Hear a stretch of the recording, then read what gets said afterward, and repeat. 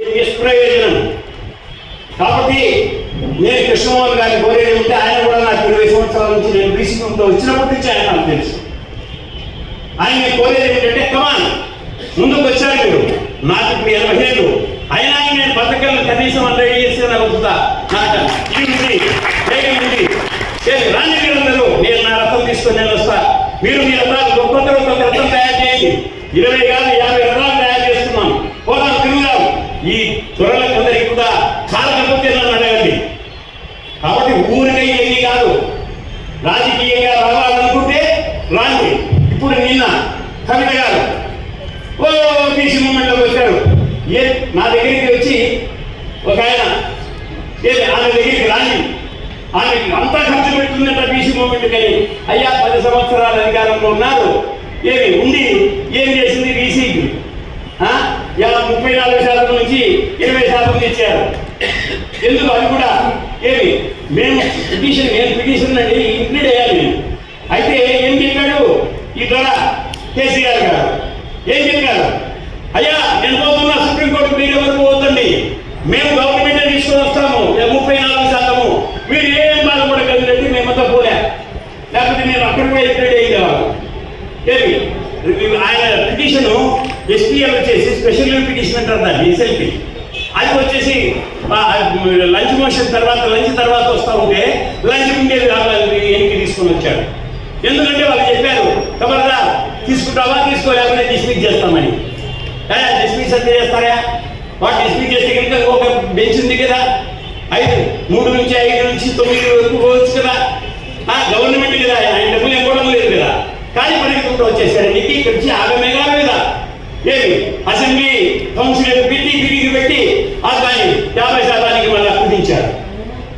అప్పుడు ఈ గొడవలు ఎవరైతే ఇక్కడ మాట్లాడుతున్నారో వాళ్ళందరూ కూడా అధికారం దాంట్లో ఉన్నారు. వాళ్ళందరూ కూడా అప్పుడు వాళ్ళందరూ కమాన్ నేను రిజైన్ చేస్తున్నా, ఇది లేకపోతే ఒక స్టేట్మెంట్ ఇచ్చి అది ఇక్కడ మీటింగ్లో పెట్టి స్టేట్మెంట్ ఇచ్చింటే వాడికి అప్పుడే చదవలేదు కదా. కానీ చేయలేదు, ఎందుకంటే అధికార మన వాళ్ళు కూడా ఉంది. అవన్నీ కూడా ఇచ్చిపెట్టాల్సిన అవసరం ఉంది. చిత్తశుద్ధితో పని చేస్తేనే బీసీ మూమెంట్ వస్తుంది, బీసీలకు అధికారం వస్తుంది కూడా. ఏమి బీసీలకు అధికారం రావాలంటే ఒక్కరికి ఒక్కొక్క ఓటే. ఎవరిని మనం ఆడాల్సిన అవసరం లేదు. ఆదాన్ని అంబానీని టాటాని బిర్లాలు ఇళ్ళందరినీ అనాల్సిన అవసరం లే. వాళ్ళు కూడా ఒక్క ఓటే. కానీ వాళ్ళు డబ్బు బలంతో ఓట్లుకుంటున్నారు మన వాళ్ళందరినీ. ఆ పనిని బంద్ చేయించాలి. తర్వాత మన వాళ్ళందరికీ మన నాయకులకి ఓట్లు వేయాలంటే మనమందరం కూడా అన్ని చోట్ల తిరగాల్సిన అవసరం ఉంది. ప్రతి గ్రామం తిరగాల్సిన అవసరం ఉంది. లేకపోతే ఇంకా ఈ ఉద్యమం రాదు. కాబట్టి దయచేసి ఈ ప్రొఫెసర్లందరూ కూడా మీరు ప్రొఫెసర్సే, మీ సిద్ధాంతాలు చాలా మంచివి, మాకందరికి కూడా నేర్పింది మీరే మీ సిద్ధాంతాలన్నింటినీ. కానీ మీరు ఒక్కసారి ఆలోచించండి. కానీ రథాలు తీసుకొని, ఎందుకంటే మీరు కూడా స్పీచెస్ ఇవ్వగలరు, ఆ శక్తి మీలో ఉంది. కాబట్టి మీరందరూ ముందు పడాలి, ముందు పడి రాండి. మనం రథాలను తయారు చేసుకున్నాం, బయలుదేరదాం. ఇమ్మీడియట్ గా నెల ఏదో టైం పెట్టండి, టైం పెట్టి రాండి. అప్పుడు కాదే ఈ అధికారం వస్తుంది. కానీ లేకపోతే ఇక్కడ నుంచి కూర్చొని మాట్లాడితే పల్లెటూరు ఎప్పుడు ఓట్లేరు, మనకు రాదు. నాకు ఈ అవకాశం ఇచ్చిన ప్రొఫెసర్ సుదర్శన్ స్పీకర్ సమావేశంలో ఆశీర్వదించిన పెద్దలందరికీ, సమావేశాన్ని చూసి అంశం ప్రధానం ఏంటంటే 70 సంవత్సరాల భారత రాజ్యాంగంలో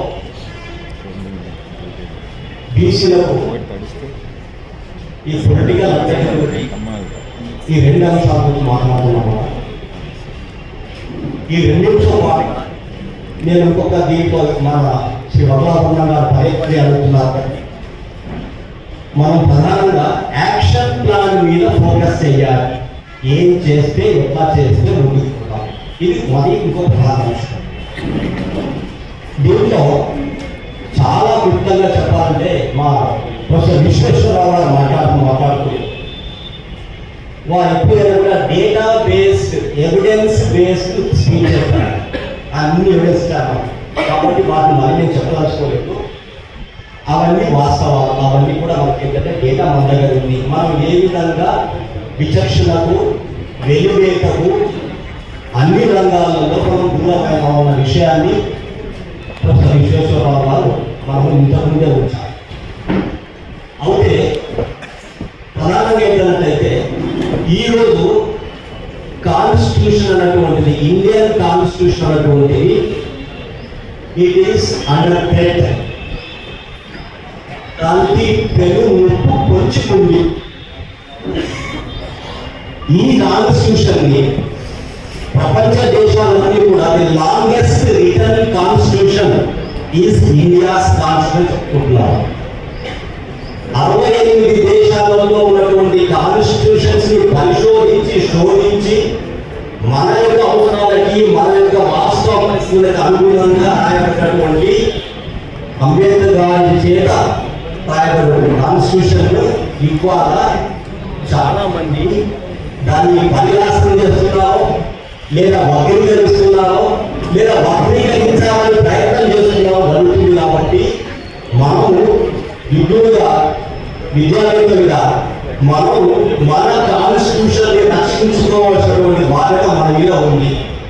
మరి కాన్స్టిట్యూషన్ ఏం వస్తుంది, ఏం ప్రాబ్లం వస్తుంది మనకన్నట్టయితే ఇవాళ మనకు ఈ డెమోక్రసీలో ఉన్నటువంటి ప్రధాన అంగమైనటువంటి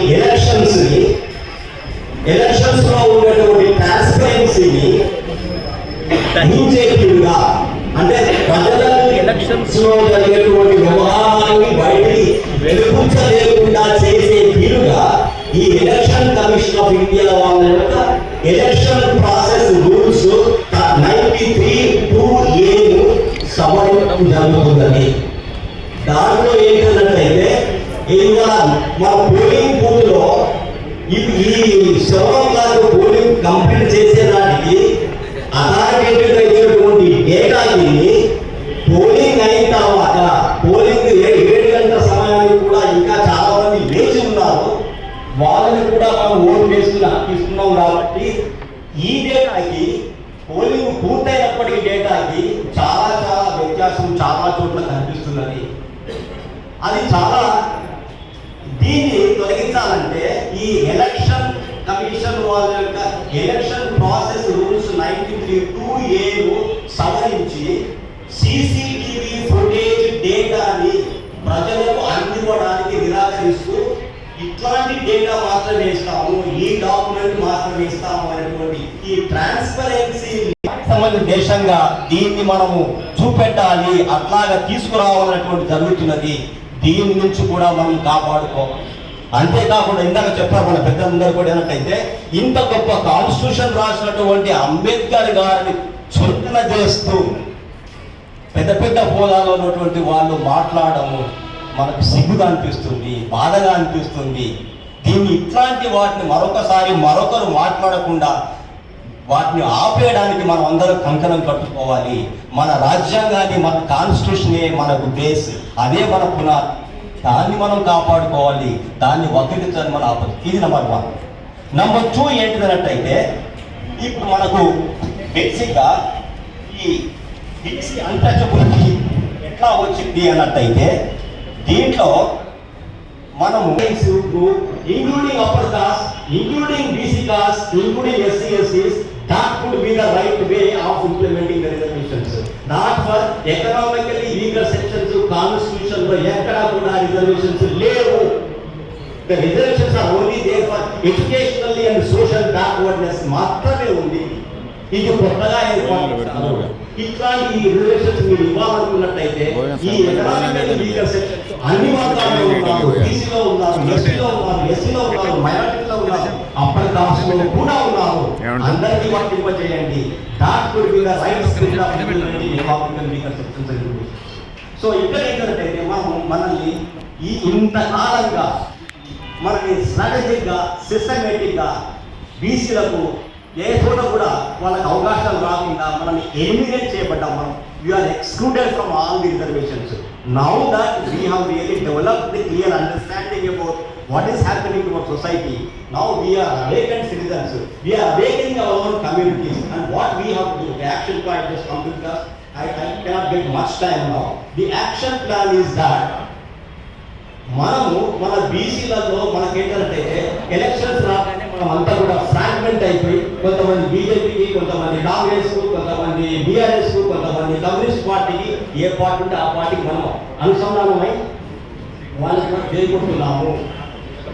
ఇప్పుడు రాబోయే తరంలో ఎందుకు జరుగుతున్నట్టయితే మన బీసీల మీద మన వాళ్ళకే, మన బీసీలలో ఇంకా బాగా వెనుకబడ్డ వాళ్ళు, కొంచెం అభివృద్ధి ఉన్న వాళ్ళు, వీళ్ళ మధ్య అంతరాలు బాగా ఉండి అవకాశాలన్నీ వాళ్ళే సాధించుతారు. కాబట్టి ఇట్లాంటి ఈ అనుమానాల్ని, ఇట్లాంటి అప్రిహెన్షన్స్ ని మనం తొలగించి మనం యునైటెడ్ ఫోరంగా చేరి మనం ఒక పర్టికులర్ ఒక ఎలక్షన్ లో మనకేంటంటే ఒక లీడర్షిప్ క్వాలిటీస్ తెలుసుకొని త్యాగనిరతి, తర్వాత ఇంకేంటిది ట్రాన్స్పరెన్సీ, ఇట్లాంటి లక్షణాలతో మన సరైన ఫిలసాఫికల్ గా ఒక ట్యాగ్ చేసుకొని మనం మేనిఫెస్టో చేసుకొని మనం ఒక పొలిటికల్ పార్టీ పెట్టుకొని ఆ పొలిటికల్ పార్టీ ద్వారా మన ఎంపవర్మెంట్ కోసము, మన రాజ్యాధికార కోసము మనం కృషి చేయాల్సిన అవసరం ఉంది అనేటువంటిది నా యొక్క ఆలోచన. అట్లాగే ఇంకోటి ఏంటంటే very important aspect to me, I think for all of us, the caste census in the state of Telangana was started with a greater, the kind of the cry and the pressure from different sections of the people, especially the backward classes.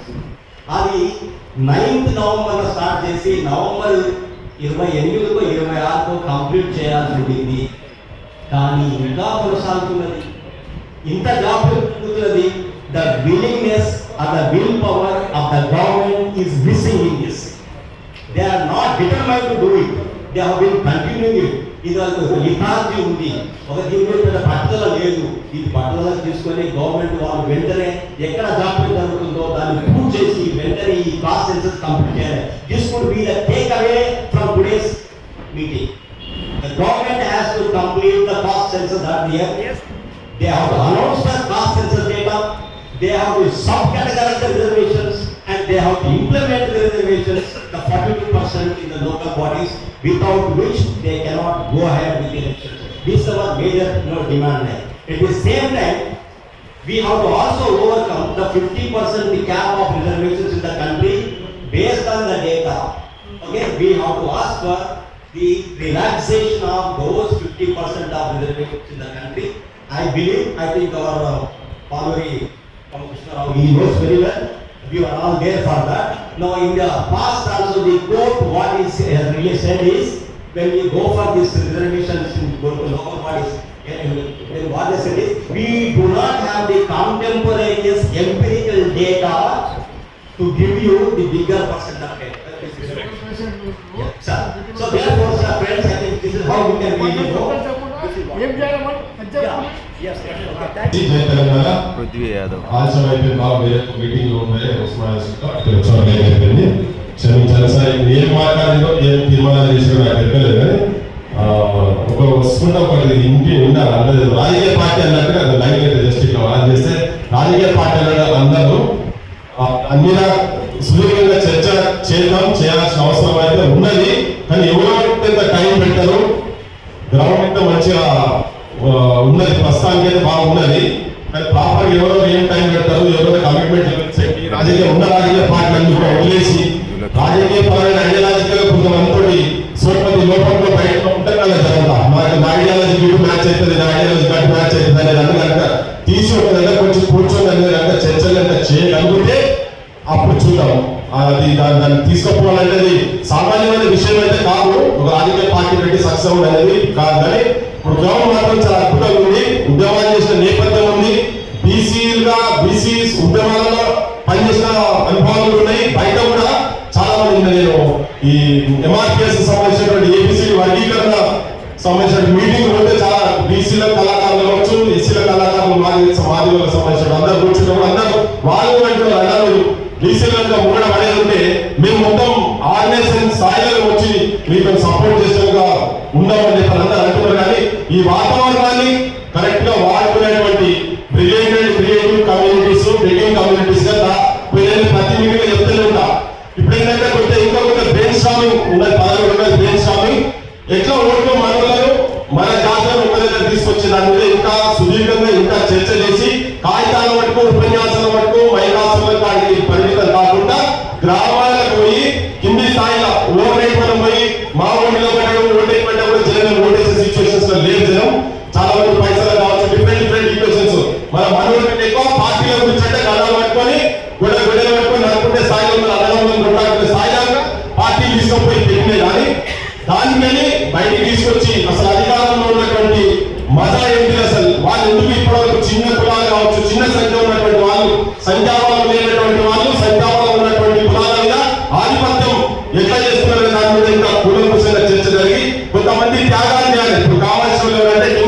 King makers కావాలి. ఈ king makers కూడా ఎవరు ఉంటారనేది కూడా స్పష్టత ఉండాలి. నాకు తెలిసి ప్రస్తుతం ఉన్న రాజకీయ వ్యవస్థలో ఎవరికి కూడా బీసీ అనేది మాత్రం ప్రేమ లేదు. బరాబర్ కాంగ్రెస్ కావచ్చు, బీజేపీ కావచ్చు, టీఆర్ఎస్ కావచ్చు, ఎవరైనా పర్లేదు, ఎవరికి బీసీల మీద ప్రేమ లేదు. ఎవరికైనా ప్రబలం ఉంటే కాంగ్రెస్ చేస్తుంది, బీజేపీ చేస్తుందంటే మాత్రం అది ఉట్టి ఏంటంటే మనం ఏదో మనం ప్రూవ్ చేసుకున్నాడు తప్ప ఎవరి పార్టీ ఏం చేయదు. అక్కడ నిజంగా నేను అనుకుంటున్నానంటే ఈ బీసీ తెలంగాణ జరుగుతూ ఉంది కదా, అంత మొత్తం తప్ప తనకైతే చూడండి ఫాల్స్ అది నాకు తెలిసి ఏముండదు. ఒకవేళ రాహుల్ గాంధీ కనుక నిజంగా కూడా బీసీల మీద చేయాలని ఉంటే ఆయన మేనిఫెస్టోలో పెట్టిన 42% ఉంది కదా, ఆయన ఇయ్యని ఫస్ట్ ఆయన ఇచ్చేది అంటాం. వాళ్ళు దేశం మొత్తం పట్టుకోండి, రాజ్యాంగం చేత పట్టుకొని దేశం మొత్తం తిరుగుతాడు. చాలా మంది చాలా మాట్లాడచ్చు. రాష్ట్రంలో పక్కన నీ మేనిఫెస్టో ఉపయోగ పెట్టావు, దాని ఒకటి అమలు చేశాను. ఎందుకంటే ఆ సమయం ఎందుకంటే ఇష్టం అందరూ కూడా ఒప్పుకోవడం ఉంటారు కదా, నాకు ఒప్పుడు నీకు ఒప్పుడు పోయి పేద గురించి పెట్టాక ఉంటాడు కదా. లేదు అటువంటి ఎవరు లేదు ఎంత టాలెంట్ మాకు అట్లా ఇష్టపడిన పోయి కూర్చొని 10 నిమిషాలు కానీ కూర్చొని మా పిఎస్ సార్ కూడా అది అయితే ఇక్కడ కూర్చోవాలి వాళ్ళు ఆలోచించాలి.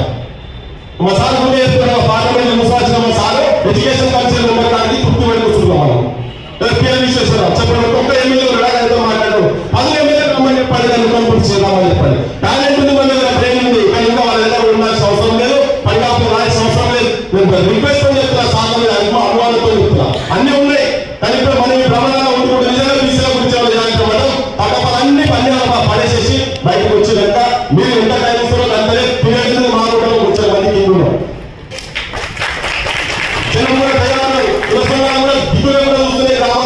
చదువుకున్న నిరుద్యోగులు అడుగుతున్నారు, ఎన్నో బాధ్యత ఎన్నో చేయాలి. ఇప్పుడు పట్టుకొని పోదామని తుఫాన్ కొట్టుకొని పోదామని అన్నదానంలో పోయేటట్లేదు, అన్న కూడా అయిపోయింది, అన్న కథ కూడా కథమైపోయింది. ఇలాగే చెప్తున్నాను, క్యాంపస్ లో చెప్తున్నాం. ఏం చేయాలి, 30 ఏళ్ళు ఇంటికాడ అడుగుతున్నారు. అటు పోదామంటే అది తాగలేదు, ఇక పిల్లలు చూద్దామంటే పిల్లలు దొరకలేదు. ఇట్లయిపోయింది. చెప్తున్నాను, చర్చలు ఉన్నాయి. నిరుద్యోగులు చాలా మంది ఉన్నారు. గ్రూప్ మూమెంట్స్ కూడా పెద్ద సంఘర్షణ జరుగుతున్నది.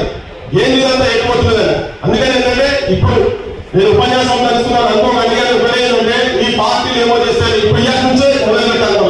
అయ్యా రాహుల్ గాంధీ నీ ఇష్టం ఏదో సత్వం పక్కన పడేసి నువ్వు నౌకర్లు ఇస్తాను, బీసీలకు ఇంకా పండిస్తాను అన్ని చెప్పావు కదా, అవన్నీ మాకు చదవలేదు, మా అమలు చేయి, నాకు ఎవరు నాకు నమ్మకం అవసరం లేదు. 42% ఆ పార్టీలు ఎవరైనా కానీ ఎవరు ప్రామిస్ చేస్తారో వాళ్ళందరూ వాళ్ళు ఇవ్వాలని చెప్పని మనం ఈ వేదికలో నేను తీర్మానిస్తున్నా. కానీ ఈ తీర్మానం అందులో కలిపి ఒకటే అందరికీ చెప్పేది ఏంటంటే చేతులే దండం పెట్టి మన కమ్యూనిటీలకు చాలా మీటింగ్లు అయిపోయినాయి. పని చేస్తుంది ఎవరు పని చేస్తుంది కొంచెం చేస్తుంటే ఆ తర్వాత రాజకీయ పార్టీ ఎట్లా ఇంకెట్లా అనేది ప్రాపర్ తీసుకుపోయి శత్రువులు కొట్టే బలం సంపాదిస్తాం. నట్టు పట్టుకొని 3 సంవత్సరాలుగా కనీసం మనం ముసలాన్ని కొట్టాడు మాత్రం మనం చేయదు. నిజంగా కొట్టేదంటే రాజ్యాధికారం సైడ్ అంతా కూడా దాని గురించి ఎటువంటి మీటింగ్లోనే ఎక్కడైనా ఆదిరాకు మా సభల్లో మాత్రం తయారున్నామని చెప్పి మీ అందరికీ చెప్తున్నా. కానీ ఏంటంటే వ్యూహాత్మకంగా ఇవ్వాలి, పేరుగా అవుతున్నాం. కొండంత రాగం తీసి పాడవాడినట్టు మాత్రం కాకుండా పక్క అందరూ మేధావులు ఇక్కడ అందరం. కానీ ఇక్కడ దగ్గర మన ఏదో భయమా లేకపోతే ఏం చేయగలుగుతాము, పైసలు కాదేమో వచ్చే మనం మన సెక్షన్లో ఉన్నారు కదా, పైసలు వాళ్ళు మనలో ఉన్నారు. కూడా కూర్చున్నాం, మన కష్టం మాట ఎక్కడ చూడాలి అనేది. కానీ అందరినీ కలుపుకొని పోయేటువంటి ఆలోచన చేసినందుకు ముందు పోదామని చెప్పి మేము అందరికీ విజ్ఞప్తి చేస్తూ ముగిసిన. చాలా మంది గడప శ్రీధర్ గారు, రామచంద్ర గారు, రామకృష్ణ ప్రధాన కార్యదర్శి రెడ్డి క్షత్రియ గారు, గౌడ సీనన్న, వర్గాల వసతి యాదవ్, చాలా మంది పెద్దలందరూ కూడా మాట్లాడాల్సి ఉంది. సమయాన్ని దృష్టిలో పెట్టుకొని మన్నించాలని చెప్పి కోరుకుంటూ 70 రాజ్యాంగం అమలు తర్వాత ఈ దేశంలో రాజకీయ అంటరానితనంలో బీసీలు ఉన్నటువంటి పరిస్థితి మీద ఈ మేధోమథనం ఒక అద్భుతమైనటువంటి ఆలోచన చేయడం పట్ల నిజంగా కూడా చాలా సంతోషాన్ని వ్యక్తం చేస్తూ ఇక్కడ ఉన్నటువంటి పెద్దలందరూ కూడా జీవితాలను త్యాగం చేసి ఈ జాతుల సంవత్సరాల కోసం దశాబ్దాలుగా పోరాటం చేస్తున్నటువంటి నాయకుడు. ఈ మేధోమథనం ఆశావాసి మేధోమథనం కాదు, వీళ్ళందరూ జాతుల చేత ఎన్నుకోబడినటువంటి నాయకులు, ఆదరించబడుతున్నటువంటి నాయకులు. ఒకటే మాట్లాడుతున్నారు ఇవాళ, నేను ఏ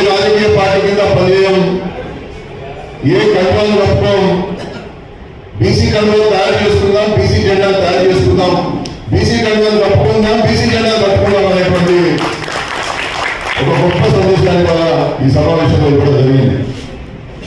మేము ఒక్కొక్క సంఘం నుండి ఆ సంఘం అధ్యక్షులను, ప్రధాన కార్యదర్శులను, తెలంగాణ రాష్ట్ర వ్యాప్తంగా ఉన్నటువంటి యూనివర్సిటీ విద్యార్థి నాయకులను, ఆచార్య వర్గులను, సామాజికవేత్తలను, సాహితీవేత్తలను, కవులను, కళాకారులను చాలా కొద్ది మంది మాత్రమే ఈ సమావేశానికి ఇవ్వడం జరిగింది.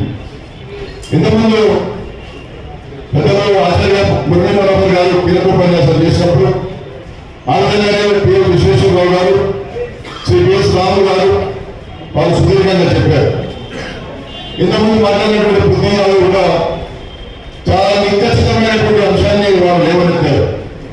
రామకృష్ణయ్య గారు రథాలు సిద్ధం చేసుకుని మనం ఇక ప్రజల్లోకి పోవాలని చెప్పి, ప్రజల్లోకి పోతేనే ఉద్యమం, ప్రజా సమస్యలను అడ్రస్ చేస్తేనే ఉద్యమం. అందుకోసమే ఇన్నాళ్ళుగా ఈ రాష్ట్రంలో, నాలుగు ఉమ్మడి రాష్ట్రంలో కావచ్చు, ఇవాళ కావచ్చు, సామాజిక ఉద్యమాల ద్వారా కొన్ని హక్కులను మనం సాధించుకోగలిగాం. పెద్దలు మాట్లాడుతున్నప్పుడు చాలా విషయాలు చెప్పారు.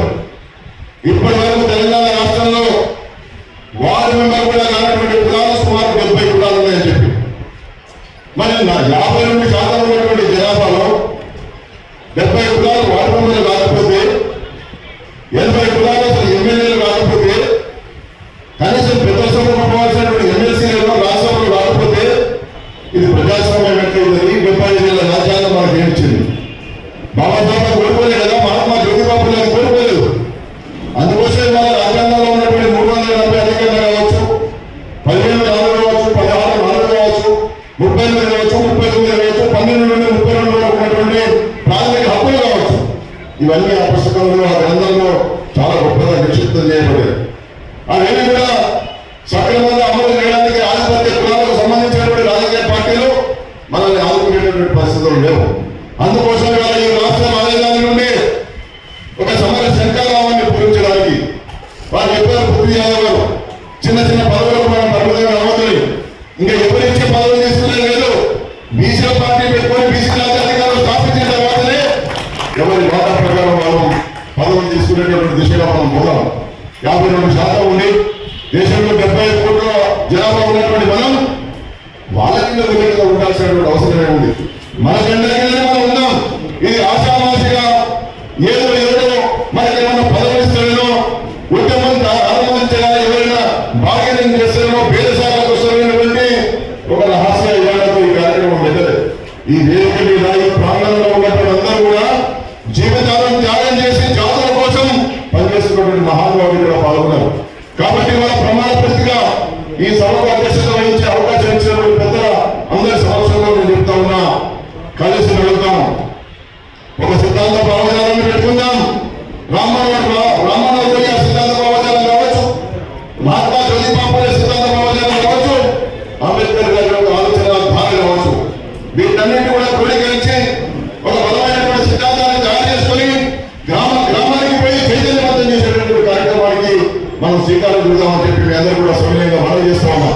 రామగారు మాట్లాడుతూ ఆయన చేపట్టే వాళ్ళ సంఘానికి గుర్తింపు వచ్చింది. అప్పుడు బీసీ వ్యాప్తంగా వచ్చింది.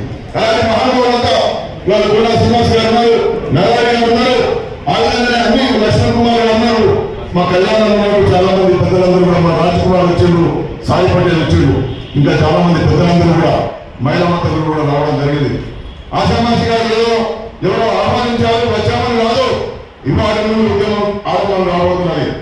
ఈ ఉద్యమం ఇక్కడ ఆరంభమై ముందు మనం ఏం చేద్దాం, మన ప్రణాళిక ఏమిటి, సామాజిక మాధ్యమాలను ఎక్కడ ఉపయోగించుకుందాం, మానవుల యొక్క పుస్తకాలను సంక్షిప్తంగా తయారు చేసి మన వాళ్ళని ఎట్లా చైతన్యవంతం చేద్దాం అనేటువంటి దిశగా మనం ఈ కార్యాచరణను ఆరంభించబోతున్నాం. అందుకోసమే ఇవాళ కేంద్రానికి ఈ మేధోమనం ఏకగ్రీవంగా తీర్మానం చేసి డిమాండ్ చేస్తూనే వచ్చే జనాభా గణనలో కులగణన చేయండి అనేటువంటి డిమాండ్ కూడా ఈ వేదిక చేస్తున్నటువంటి విషయాన్ని మనం చేస్తా ఉన్నాం. అంతేకాకుండా ఈ రాష్ట్ర ప్రభుత్వానికి మేధోమనం డిమాండ్ చేస్తా ఉన్నది. వారు ఎంతమంది పృథ్వీ యాదవ్ గారు చెప్పారు, రాహుల్ గాంధీ గారు ఏమంటున్నారు, మేము అధికారంలోకి వస్తే 50% క్యాబినెట్ తీసేస్తూ ఉంటారు, నువ్వు అధికారం వచ్చే వరకు మేము ఎదురు చూడలేమో, మా వాళ్ళు ఎదురు చూసే అవకాశం మాకు లేదు, కానీ మేము వాళ్ళు చెప్తా ఉన్నాం, శ్రీ రాహుల్ గాంధీ గారిని ఈ వేదిక కోరుతున్నది. మీ క్యాప్ తీసుకుని దేవుడు కానీ మీరు మన కామారెడ్డి బీసీ డిక్లరేషన్ చేశారు. బీసీలకు 42% స్థానిక సంస్థల్లో రిజర్వేషన్ ఇస్తున్నారు. ఇవాళ కులగన్న పూర్తయింది కదా, దాని ఆధారంగా లెక్కలు తీసుకుని మీ నిజామాబాద్ ద్వారా మేము ఈ రాష్ట్ర ప్రభుత్వానికి కొడతా ఉన్నాం. ఉపవర్గీకరణ చేసి కులాల వారిగా వర్గీకరణ చేసి 42% స్థానిక సంస్థల్లో బీసీలకు రిజర్వేషన్ ఇచ్చి మేము మాట్లాడుతూ పెట్టుకోమని చెప్పి ఈ సభ కోరుతున్నది. అంతేకాకుండా దీని సిద్ధాంత కార్యాచరణ ప్రణాళికకు పెద్దలు పిఎల్ విశ్వేశ్వరరావు గారు ఇంకా చాలా మంది ప్రొఫెసర్స్ అంతా కూడా వారు రావాల్సినటువంటి అవసరం ఉంది. వారందరి సలహాలతోని మురళీ మనోహర్ గారి సలహాలతోని ఆ విధంగా పిఎస్ రావు గారు మేమందరం కూడా కూర్చొని పెద్దలందరం కూడా కూర్చొని ఒక ప్రణాళిక తయారు చేసుకుందాం. ఈ ప్రణాళిక తయారు చేసుకోవడానికి త్వరలోనే దీనికి కమిటీ వేస్తాం. ఎజెండా కమిటీ ఒకటి, సిద్ధాంత భావజాల వ్యాప్తికి కావాల్సినటువంటి కమిటీ ఒకటి, సామాజిక మాధ్యమాలను ఉపయోగించుకోవడానికి ఏ విధంగా సామాజిక మాధ్యమాలను ఉపయోగించుకోవాలనేది ఒక కమిటీ. ఈ కమిటీలను కూడా త్వరలోనే నిర్మాణం చేసి దీన్ని రేపు జనవరి మొదటి వారంలో ఇవన్నీ కూడా ప్రకటన చేస్తాం. ఇది కేవలం మీరు రాజకీయ అధికారంలో ఉన్నవాళ్ళు కావచ్చు, ప్రతిపక్షంలో ఉన్నవాళ్ళు కావచ్చు, ఆశామాసిగా తీసుకోకండి. బీసీల జట్టు కలిగింది, బీసీ మేధావులు కలిగింది. ఇంకా 75 సంవత్సరాల తర్వాత కూడా మేము మాట్లాడకపోతే మేము ఇంకా అంతరించిపోయే ప్రమాదం ఉందని చెప్పి మేము తెలియబడి ఇవాళ ఈ సమావేశం ఏర్పాటు చేసుకున్నాం. రానున్నటువంటి రోజుల్లో బీసీ గొంతుకలు బలంగా వినిపించడానికి సామాజిక న్యాయవేదిక కావచ్చు, బీసీ పొలిటికల్ ఫ్రంట్ కావచ్చు, ఇంకా అనేకమైనటువంటి సంఘాలు అందరం కూడా ఏకమై బీసీల యొక్క వాణి బలంగా వినిపిస్తాం. సామాజిక ఉద్యమాల జోలికి పోం, డిమాండ్ జోలికి పోం. మేము రాజ్యాధికారం అనేటువంటి ఒకటే ఒక డిమాండ్తో మేము ముందుకు పోతా ఉన్నాం అనేటువంటి విషయాన్ని మనం చేస్తూ ఈ యొక్క పేదవాళ్ళ కార్యక్రమాన్ని ఇంత జయప్రదం చేసినటువంటి మీ అందరూ కూడా హృదయపూర్వక బహిరంగ సమర్థతో మనం మీ అందరితో కూడా చర్చించి ఆ రేపు కూడా అన్ని ప్రణాళిక